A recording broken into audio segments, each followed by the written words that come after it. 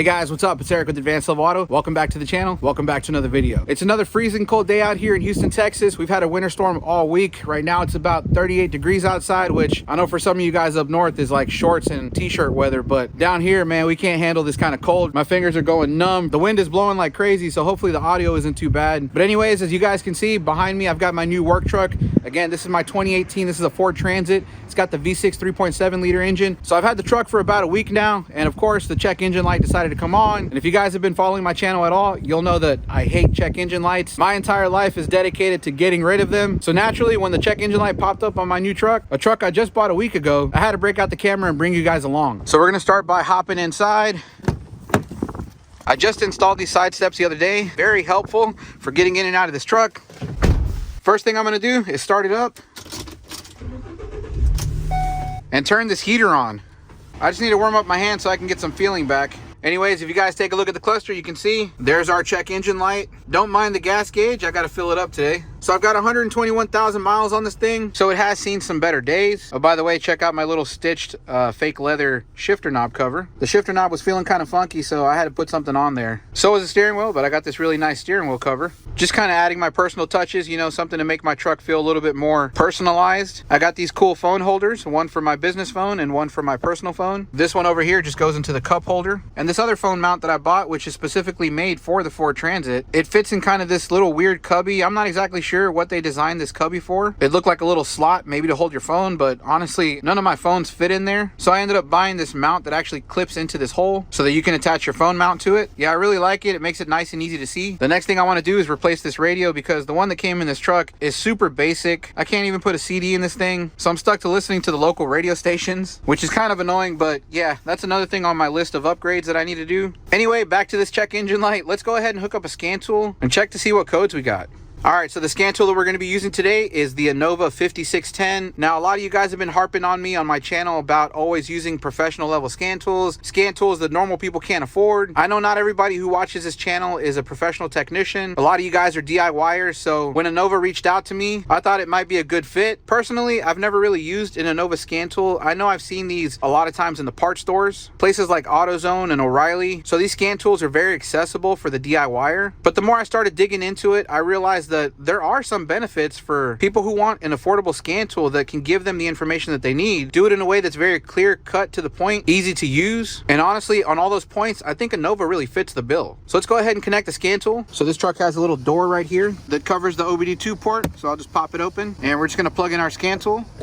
All right, so the tool is powering up. As you can see, it's connecting to the vehicle. And bam, there's our code, P1450. Well, this scan tool pretty much just gets straight to the point. There's no fancy graphics during boot up, no crazy or confusing main menu. You just plug it in and it takes you straight to what you need to know. So it looks like we actually have 3 codes that are stored. You can see that this is one of 3. So I'm just gonna scroll down and we're gonna see what the next code is. Okay, so it's the same code, it's just pending. Let's check the next one. And yeah, it's the same code, it's just permanent. So, okay, we only have 1 code present really. So we got a P1450 unable to bleed up fuel tank vacuum. Okay guys, so I'm gonna be straight up with you. I already know this code and everything about it. I've run into it multiple times. It's something that's really common on these Fords. I've seen it before, and I actually have a video a few years back where I went over this exact same problem. So just by seeing this code, I can already tell you what's wrong with this truck. Although I don't want to spoil it for you guys, I'm just gonna kind of tell you right off the bat because honestly, I actually suspected this because the other day when I went to go fill up the gas tank, I noticed that after topping it off, when I went to go start the truck, it had a really extended crank where I had to crank it for a while before the truck actually started, and once the motor started, it was running like crap. So as soon as that happened, I shut the key off and then I turned it back on and the truck went back to running normal. Now the reason this happens is because the purge valves on these Fords, they like to get stuck open, and when they do that, they pretty much cause like an internal vacuum leak in the EVAP system. So whenever you go to fill up your fuel tank, especially if you're filling it all the way to the top, some of that liquid fuel is going to get sucked into the intake through the purge valve. When that fuel floods the engine has trouble starting, and when it does, it runs like crap. Now, the other dead giveaway could be high fuel trim values because the purge valve being stuck open does cause a vacuum leak. And in some cases, it can even cause your engine to stall. Now, one of the cool things about the scan tool is that we can actually look at live data. So if we click on this little button down here, it takes us into live data mode. And here you can see our fuel system is in closed loop. But if we look at our long-term fuel trim value, you can see on bank 1, we're at 7.8. And if I scroll down and we take a look at bank 2 long-term fuel trim, bank 2 is not looking too bad. We're at about 3.9. So it's running a little bit bit lean, but not too bad. I would say that at the moment, the purge valve is not creating that big of a leak. Now, the scan tool does give you access to pretty much all of the data PIDs in global mode. On the main menu, you can see we have service resets, service check. We can do battery health tests. They even got a DLC locator. Let me click on service reset. Okay, so here in the service reset, there's a lot of things we can do. Reset the oil maintenance, do a battery reset, battery initialization. We can control the electronic parking brake. We can do a steering angle calibration. We can also do a TPMS relearn, a throttle body relearn, ABS bleeding, a DPF reset, reset the electronic traction system. Yo, we can even do injector coating on this thing. Man, I really had no idea we had this many resets on this scan tool. You can even do calibrations for the passenger seat, transmission reset, clutch relearn, transmission fluid change reset, the fluid level check. That's good for cars like BMWs. Suspension calibration. Are you serious? Window, door, roof, headlamp calibration. Man, I'm actually surprised. They're giving you a lot of functionality for such a basic entry-level tool. Key coding procedure. Man, you can't be serious. This thing can program keys? I'm starting to feel like I should probably take back a lot of what I said about Innova in the past. Immobilizer resets, read-write odometer settings. Man, this is not your typical DIY tool. Air fuel ratio settings, cylinder resets, AC system relearn. You can even do AdBlue resets for diesels. Yeah, this is really nice. I was not expecting there to be that many functions. Look, we got a knock sensor reset function in here. That's really important when you replace knock sensors to do the knock sensor reset. You can put it in and out of transport mode. Are you serious? They got a power balance test? That's a really useful function, especially if you have a Ford. Anyway, let me go back to the main menu. Now on the DTC menu, you can see we have our status for the monitors, and we can even look at freeze frame data. Check it out. It's showing that when the code was set, we were actually -7 on bank 2 and -3.9 on bank 1. So this was likely because it was sucking in fuel through that purge valve. So system menu here is going to allow you to go into the ABS, the SRS, which is the airbag, and also the TPMS. We can do an all module scan. And if you look right here, Ford OEM enhanced. So I'm going to select this. It's loading it up. Now in this menu, you can see we can actually run the key on engine off test and the key on engine running. One other cool thing about this tool is that it does come with a really useful app. So over here on my phone, I've got the app downloaded, Repair Solutions 2. Let's go ahead and open it up. Let's start by connecting to the scan tool.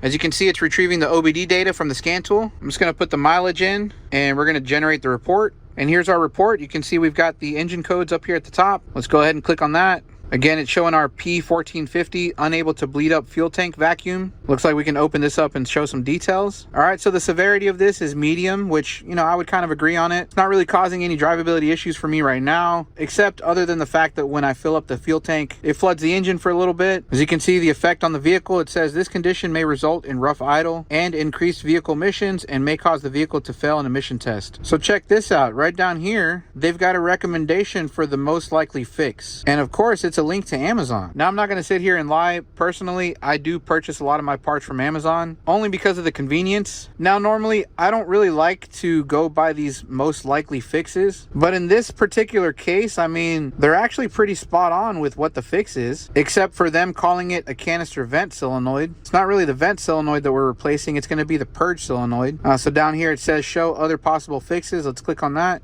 Okay, yeah, so replace the EVAP Purge solenoid, or excuse me, Purge Control Valve. Let's go ahead and click on that. Okay, yeah, so it takes you to Amazon, and it takes you directly to the part that you need to buy and replace in order to resolve this problem. All right, guys, so like I said, normally I don't really like these so-called most likely fixes. You know, this is typical of like the big chain auto parts suppliers. I understand that, you know, they're trying to help out the consumer, but sometimes these issues are a lot more complicated than that and require some actual diagnosing. But in this case, in particular, this is a very common problem on these Fords, and I've had to replace a lot of these purge valves for the exact same reason. So I see nothing wrong with going by what they're recommending here, but just in certain cases. So let's see what else they have on this app. Okay, so it looks like you can actually purchase some service data. Let's take a look at that. So it says here, with the technical information membership powered by Motor, you have access to the manufacturer OEM DTC documents, test and repair procedures, component locations, and wiring diagrams. Yeah, so this is a lot like having All Data or Mitchell, where you can get TSBs, recalls, and stuff like that.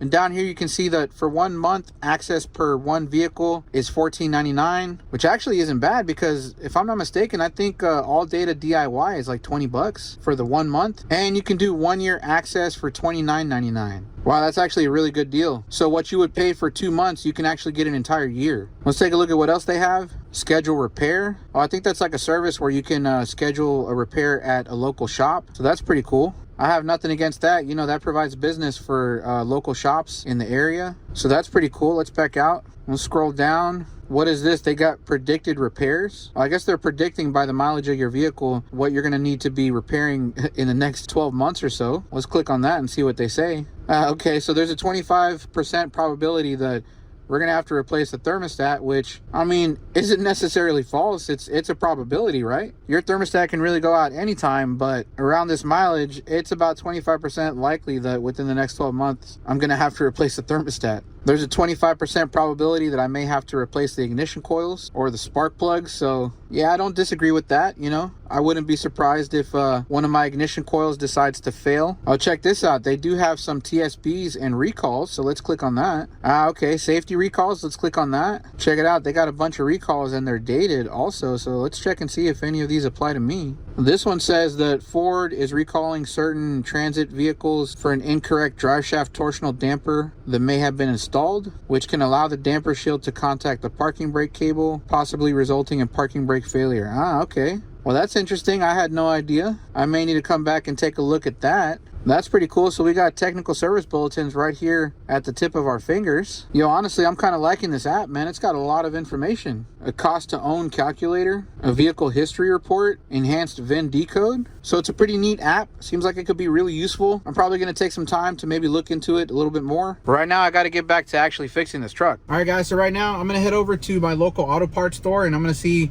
if they got this part in stock. I would really like to get it fixed today so that the problem doesn't get worse. I got some errands I got to run, some packages I got to drop off. So yeah, let's hit the road.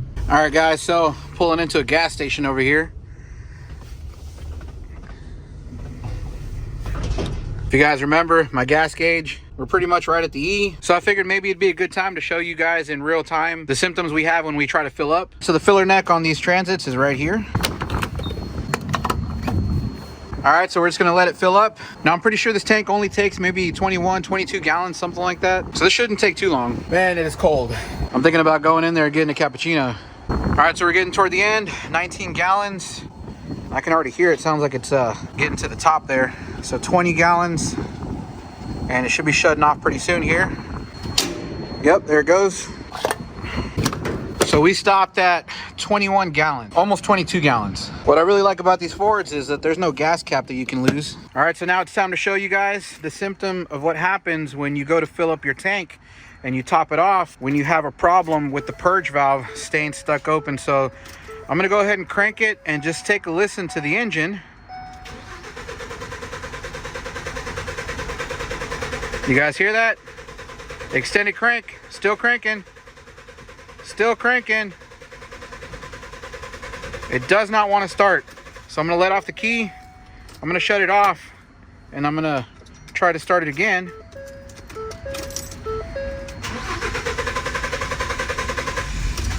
And it just, well, it wants to start and it stalls. Oh, no, it stayed running. It's running really rough though. It's about to stall, or it sounds like it. It's misfiring really bad. So I'm going to shut the key off, take it out, and we're going to try to start it again one more time. Still running a little bit rough there. See if it'll smoothen out a little bit. Yeah, it's still running pretty rough, but it sounds like it's starting to get a little smoother. Once it burns out that excess fuel, the motor clears up, and yeah, right now it's running much smoother. Yeah, the tachometer finally smoothed out. Before it was jumping up and down. Looks like we're back to running normal. All right, guys, so I got the new valve over here at O'Reilly Auto Parts. So let's go ahead and see if we can get this thing installed. 2 days later. All right, guys, so fast forward. It's been about 3 or 4 days now since I actually bought the part. The winter storm brought in some freezing rain, and well, me and freezing rain, we don't go together that well. So it really put me behind work. My schedule got really messed up, so I've been trying to catch up the past few days. We finally got some nice weather today, so I'm going to take the time to go ahead and replace this part. Now, to replace the purge valve, it's actually pretty simple. It's located right up here on the intake manifold. All we got to do is remove this intake tubing right here. So let me go ahead and pull this off. So I'm just going to take a flathead and loosen up this clamp. Of course, the lawn guys show up when I start filming, so excuse the background noise. Let's get this little tube off. There's a little clip right there. Just push on it and we'll pull this out. There we go. So we're gonna pull this line out too. Let's undo the clamp on this side. And now we can just pull it out.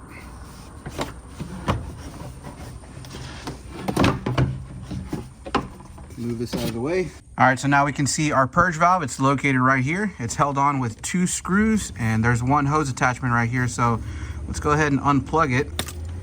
So we got it disconnected. Now to disconnect this hose here, I believe this clip, we need to pull it up. So let me grab a little pick tool or something. Let's see if I got a pick tool back here. All right, I got one right here. See if we can pop this clip up. We may need to pull the legs from the side. Okay. How does this clip come up? Because it doesn't want to lift up. No, I just broke it. You know what?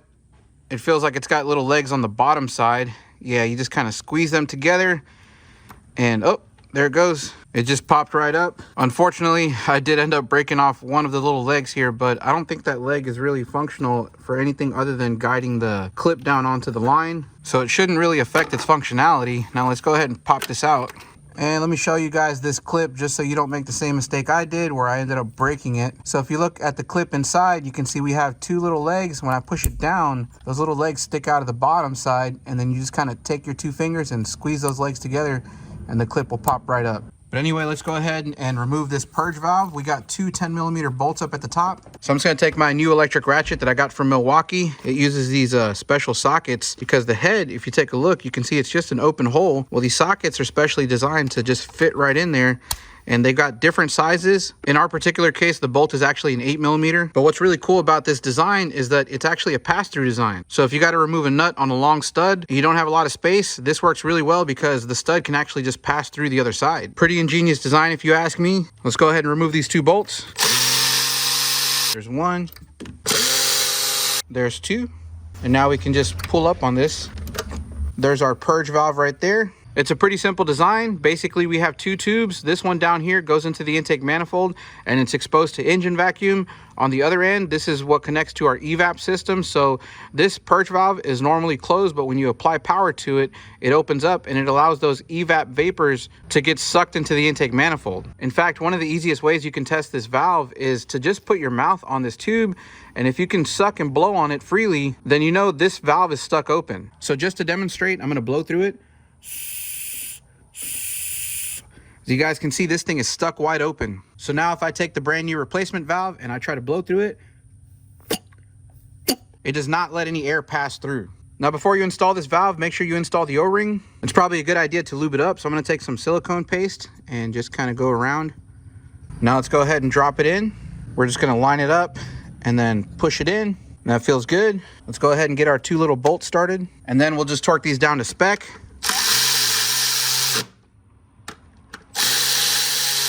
Now we can just reconnect the hose, lock down our clip, tug on it to make sure it's not going anywhere, and reconnect our plug.